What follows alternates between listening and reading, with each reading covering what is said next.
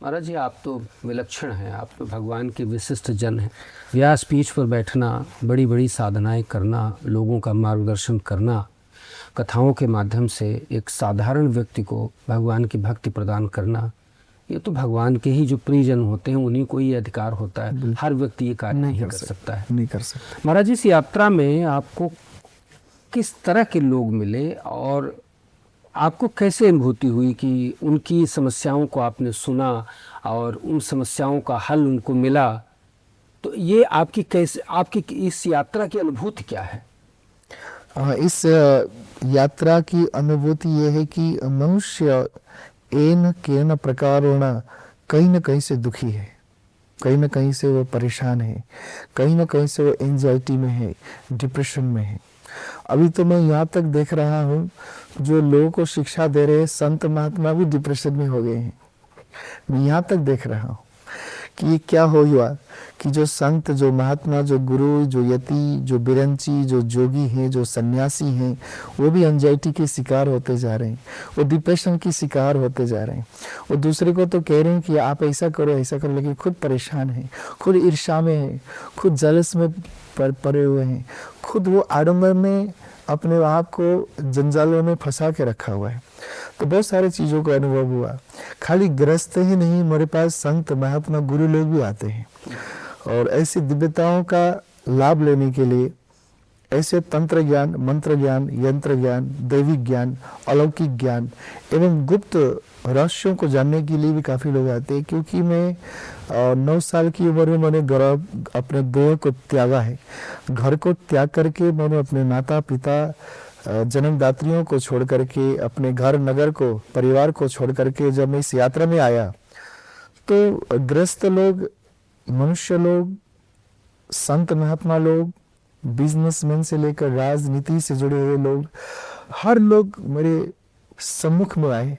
लेकिन सबके अंदर यही एक अनुभव हुआ कि लोग किसी न किसी प्रकार की अज्ञानता के कारण वो त्रासदी में है, वो परेशान में है।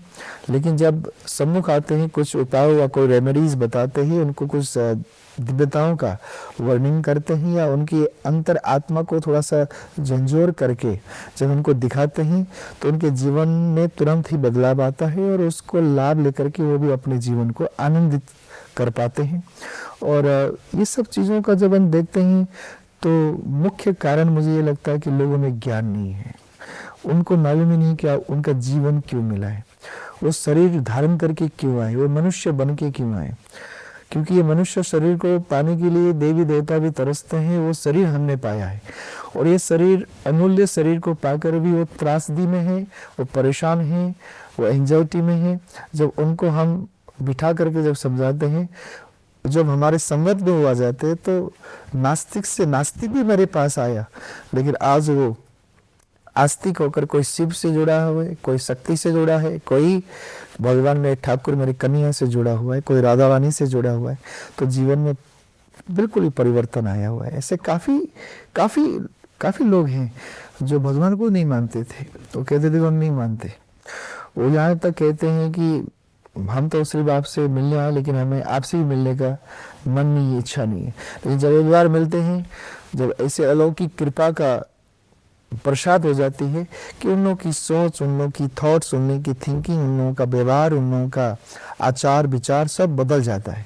तो ऐसे अनन्य वक्त बन जाते हैं कि वो जीवन में, जो नास्तिक व्यक्ति भी आस्तिक होकर के जीवन ही परिवर्तन कर लेता है। तो बहुत सारी चीज़ों मैंने देखा है, जो कैसे कैसे विदेश से भी लोग आते हैं। अभी कल ही यहाँ पे ही दिल्ली में ही कल नेपाल से लोग आए हुए थे और एक सांसद भी थे उसमें से, और एक बिजनेसमैन थे और एक फिल्म से जुड़े हुए लोग थे।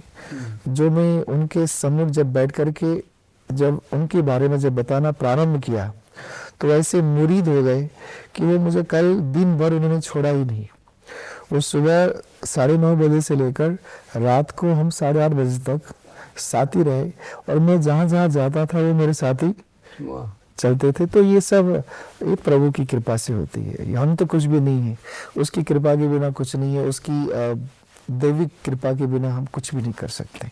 वही चला रहा है, वही करवा रहा है, वही हमको बता रहा है, वही हमसे ही अलौकिक ये कार्य करवा रहा है। हम तो माध्यम हैं, हम तो एक छोटा सा पत्ते हैं, वो उसी अनुसार चला रहा है। जैसे जैसे वो हवा बहाव दे रहा है, हम उस तरफ ही जा रहे हैं महाराज।